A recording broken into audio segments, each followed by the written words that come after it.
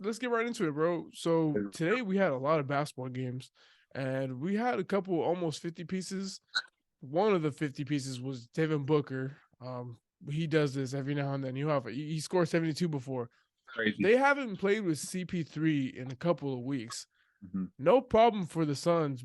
Is it a fair question or a fair statement to say that if they can get back to the NBA Finals?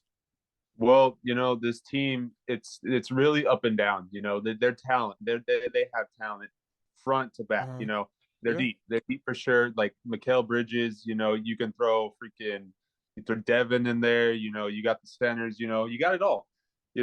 It's hard for me to buy in. Because that year they went to the finals. I Mm-hmm. mean, I don't want to say it was an easy path. I mean, they avoided every team they played.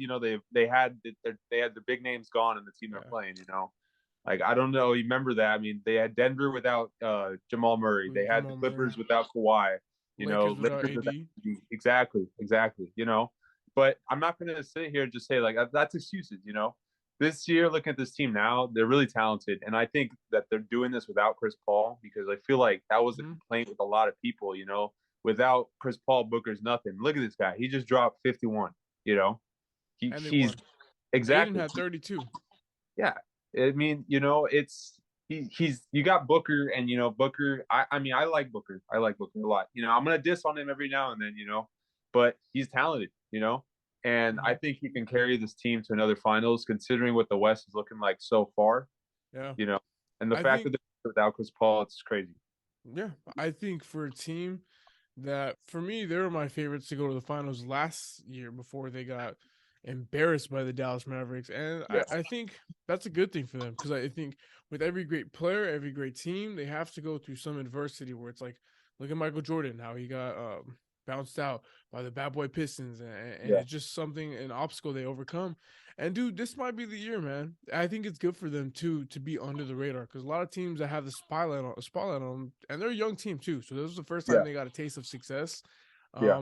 I could definitely see them being the favorite to come out the West again. I just hope that Cameron Johnson can come back healthy because he's missing Yeah. some time. I hope they can figure out what's going on with Jay Crowder because that's a big piece. That's a guy Mhm. that was getting paid a decent amount of money and was a big piece of their success when they went to the finals. Um, Yeah. they we're not sure if they're gonna make moves yet. They got back Dario Saric this past season from the torn ACL. They look good, and I I'm more and more. We're gonna get into another episode where we talk about our favorites to come out the West and East. But right now, they're my early favorites to come out the West. So I No, don't think it's too far fetched for them. no, I agree for sure. I mean, we got it's all flash right now in the West. You got Mm-hmm. Memphis, you got the Pelicans doing their thing, you got Denver. It's all flash. It's all the young guys, doing their thing for sure. But with this Suns team, they look dangerous and they look like they're gonna do something. They do. Like They do. I really And see this for them team to just overcome the elevating. Monty, What's my bad. up? I'm sorry. For them to overcome the whole thing with Monty Williams, like not talking to Aiden, and that whole conflict where Aiden felt like he didn't want to be there, and now he's slowly starting to buy in instead of him just being like, "Oh, we will just sign him and then trade him later." I think that's the big thing that they've overcome so far. Yeah, It's kind of some adversity in itself there. How do you right. feel about Aiden bouncing back and possibly getting a bigger role now that CP3 is sitting out?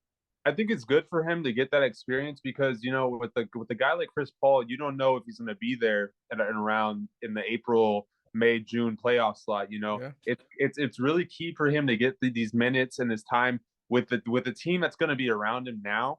Because the Mm-hmm. guys that are around him now, if he ends up being there in the playoffs, it's going to be the same guys. It's good that he gets familiar with these guys, builds the chemistry, because in the playoffs, that's one thing I always tell people. You can say anything you want going in these early months of the season about the playoffs, but the playoffs are a different breed. They're unpredictable. Things happen. Mm-hmm. But I think that's perfect right now for Aiden because he's getting the experience. He's getting the chemistry. It's his time right now. Just to get familiar and get that build up going because who knows if Chris is going to be around by that time. Yeah. we saw Aiden be dominant in that playoff run when they went to Yeah, the finals. He yeah, was arguably their second best player. I mean, at the time CP3 was easily. obviously killing it, but when CP3 was going out with injuries, Aiden was always the backbone, like where Mhm. he's always giving you 20 and 10 that whole playoff run. And Yeah, I think he can get back to it. And the more we talk about it, the more I'm talking myself into them being my favorites besides the Clippers.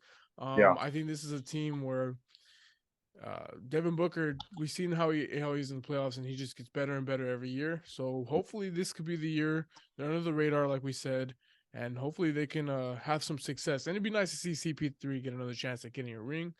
yeah. So as well as Devin Booker.